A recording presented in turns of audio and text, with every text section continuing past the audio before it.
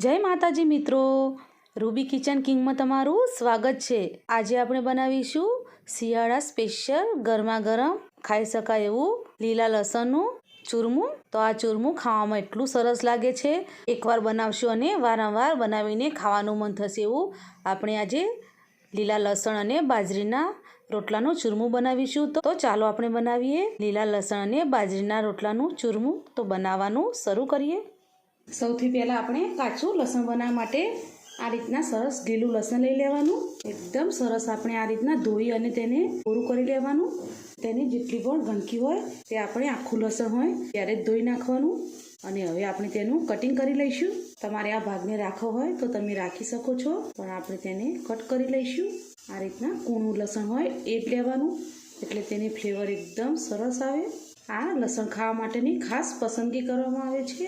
આ રીતના જે જાડું હોય લસણ તેનો ઉપયોગ નથી કરવાનો, આ રીતના પાતળી કળી હોય તેનો જ ઉપયોગ કરવાનો। તમે જોઈ શકો છો, હું તમને બંને બતાવી રહી છું।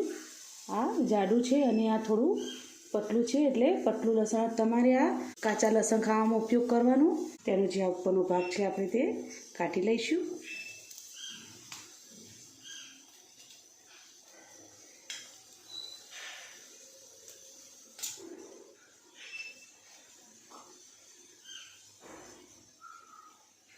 હવે આપણે લસણને એકદમ ઝીણું ઝીણું કટ કરવાનું છે। હું અત્યારે આ કાતરનો ઉપયોગ કરી રહી છું। કાતરના ઉપયોગથી એકદમ સરસ ઝીણું ઝીણું કટ કરી શકો છો।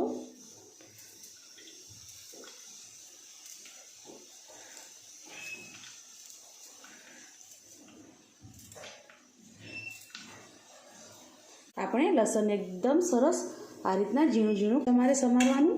હવે આપણે તેની એક સાઈડમાં મૂકીશું અને આપણે ગોળ લઈશું અને ગોળને પણ તમારે એ રીતના ઝીણું ઝીણું સમારી લેવાનો છે। આપણે ગોળ અને લસણને સરસ ઝીણું ઝીણું કાતરી લીધું છે। આ લસણ બાજરીના રોટલામાં ખવાય છે, તેની માટે આપણે બાજરીનો રોટલો બનાવીશું। રોટલો બનાવવા માટે આપણે બાજરીના લોટને ચાળીને લઈ લીધો છે। તેની અંદર આપણે થોડુંક મીઠું નાખીશું। આમ તો તમારે આ રોટલો મોળો બનાવો તો પણ ચાલે, પણ થોડું મીઠું નાખવાથી રોટલાનો સ્વાદ એકદમ સરસ આવે છે। હવે આપણે લોટને થોડું થોડું પાણી નાખીને બરાબર મસળી લઈશું। બાજરીના લોટની અંદર ચીકાશ હોતી નથી, એટલે તમારે થોડું થોડું પાણી નાખીને લોટને એકદમ સરસ બાંધવાનો છે, એટલે રોટલો તમારો એકદમ સરસ મીઠો બને। આપણે લોટ બાંધતા હોઈએ તે પહેલાં માટીની તાવડીને ગેસ ઉપર ગરમ કરવા માટે મૂકી દીધી છે, એટલે આપણો લોટ બંધાઈ જાય ત્યાં સુધી તે પણ સરસ ગરમ થઈ જાય। તો લોટ આપણો એકદમ સરસ બંધાઈ ગયો છે। તેનો એક ગોળો બનાવી લઈશું। થાળમાં થોડું પાણી લઈશું અને આ થોડો પાણી વડે કરીશું। આ રીતના આપણે થાબડશું, થોડો ચપટો કરી થોડો હાથ પાણીવાળો કરી તેની આપણે ડિઝાઇન પાડી લઈશું।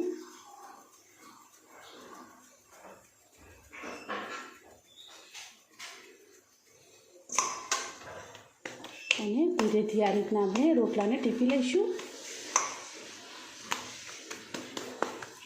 થોડો હાથ પાણીવાળો કરીને પછી તમારે ધીમે ધીમે રોટલાને ટીપશો, એટલે રોટલો તમારો એકદમ સરસ મોટો બનીને તૈયાર થઈ જશે।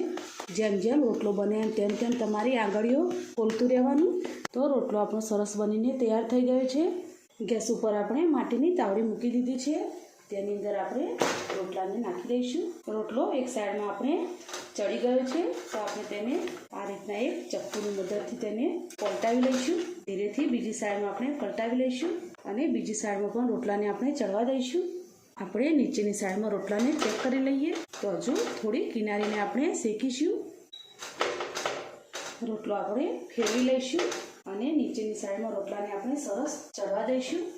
રોટલો આપણો એકદમ સરસ થઈ ગયો છે, તેને આપણે કાઢી લઈશું। હવે આપણો બાજરીનો રોટલો તૈયાર છે। લીલું લસણ પણ સરસ આપણે ચોપ કરીને તૈયાર કરી લીધું છે। ઘી અને કાતરેલો ગોળ બધું જ તૈયાર છે। હવે આપણે રોટલાનું આપણે ચૂરમું બનાવીશું। આ રીતના જે સ્ટીલનું વાસણ હોય તે લેવાનું, તેની અંદર આપણે જે કાતરેલો ગોળ છે તે નાખીશું। હવે જે આપણે લસણને કટ કરીને રાખ્યું છે તે નાખીશું। તેની અંદર ઘી નાખીશું। આ લસણની અંદર તમારે ભારોભાર ઘી લેવાનું હોય છે। હવે આપણે જે રોટલો લીધો હતો તેને આપણે આ લસણની અંદર સરસ આ રીતના ઝીણો ઝીણો આપણે ભાગી લેવાનો છે। ઉત્તર ગુજરાતમાં મહેસાણા સાઈડમાં દરેક ગામડાની અંદર આ લસણ ખાવામાં આવે છે. જે લોકો આ લસણ ખાતા હોય છે તેમને દર સાલ જે ટાઈમે તે લસણ ખાય છે, જે મહિનાની અંદર લસણ ખાય છે, તે મહિનો આવે છે એટલે તેમને આ લસણ ખાવું જ પડે છે. કારણ કે આ લસણ તમે દર સાલ ખાશો તો જ તમારા શરીરની અંદર આખું વરસ તમારું શરીર એકદમ તંદુરસ્ત અને હૃષ્ટપુષ્ટ રહેશે. આ લસણ ખાવાથી ઘણા બધા તમને ફાયદા મળે છે. આ લસણ ખાસ કરીને પુરુષો જ ખાય છે, પણ ઘણા ઘરોની અંદર લેડીઝોને પણ આ લસણ ખવડાવવામાં આવે છે. કારણ કે ઘણી સ્ત્રીઓ વગડાની મજૂરી કરતી હોય છે તો તે પણ આ લસણ ખાતી હોય છે. અને આ લસણ ખાવાથી તમારા શરીરની અંદર ખાસ કરીને કેળોની જેને તકલીફ હોય, જેને લોહી જાડું હોય તેની માટે તો ખૂબ જ ઉપયોગી છે.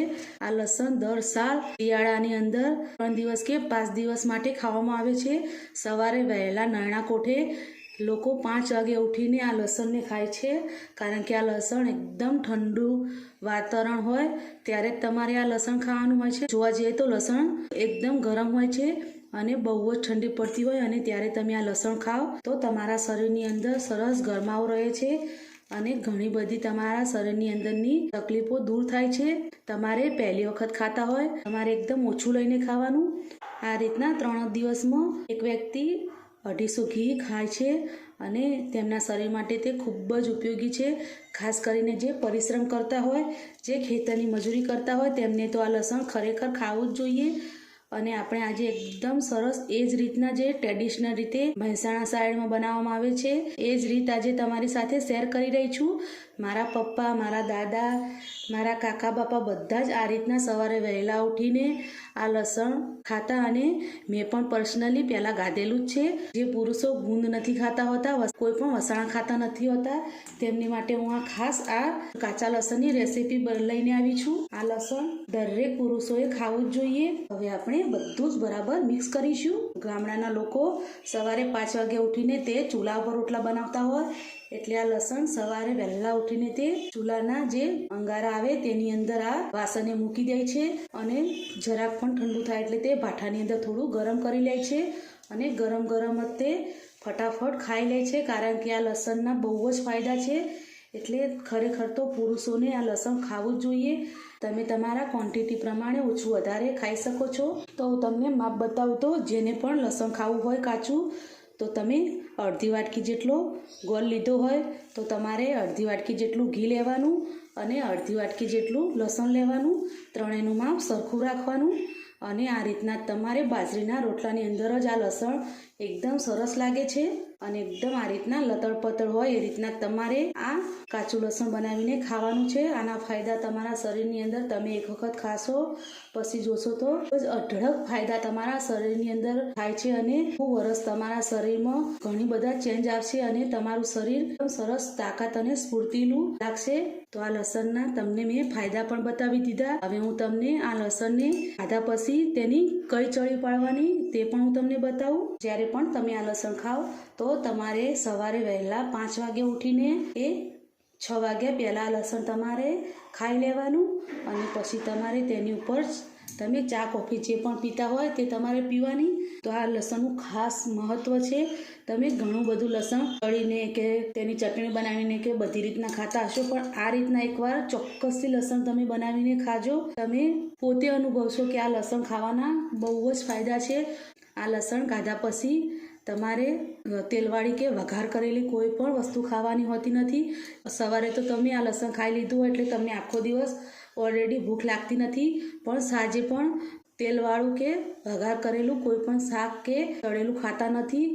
તે દિવસે શીરો કે મગ કે તેલ વગર વઘાર કરીને બનાવેલી આઈટમોનો જ ઉપયોગ કરે છે અને તમે આ રીતના તમે કમ્પ્લીટ ચડી પાડીને આ લસણ ખાશો તો તમારા શરીરની અંદરની બધી તકલીફો બીમારી મટી જશે અને લોહી પણ તમારું સરસ પાતળું રહેશે. કહેવાય છે કે લોહી પાતળું હોય શરીરનું અંદર, શરીર તમારું એકદમ તંદુરસ્ત રહે છે અને લોહી તમારું જાડું હોય તો ઘણી બધી બીપીની કે ઘણી એવી બધી તકલીફો છે તે થાય છે અને ખાસ કરીને એ તકલીફો પુરુષની અંદર વધારે હોય છે.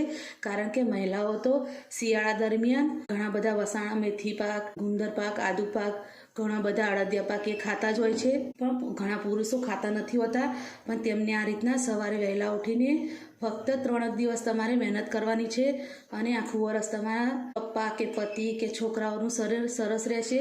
તો આપણું લસણ એકદમ સરસ બધું બરાબર મિક્સ થઈ ગયું છે. અત્યારે આ ઠંડુ થઈ ગયું છે, પણ મેં તમને કીધું એમ કે ગામડામાં તો ચૂલો હોય છે એટલે તે ગરમ કરી લે છે. સિટીની અંદર રોટલા ગેસ ઉપર બનતા હોય છે, બનાવેલું હોય અને ઠંડુ થઈ જાય તો તમારે તેને જે માટીની તાવડી આવે છે તે ગરમ કરવાની અને તેની ઉપર આપણે આ જ રીતના વાસણને મૂકી દેવાનું અને પછી તમારે તેને બરાબર ગરમ કરી લેવાનું અને ગરમ ગરમ મજા એકદમ સરસ લાગે છે અને આ ખાવાનું એટલી મજા આવે છે. એકવાર તમે ખાશો તો તમે એમ જ કહેશો કે ખરેખર દર શિયાળાની અંદર આ લસણ ખાવું જ જોઈએ. હું તમને નજીકથી પણ બતાવી દઉં.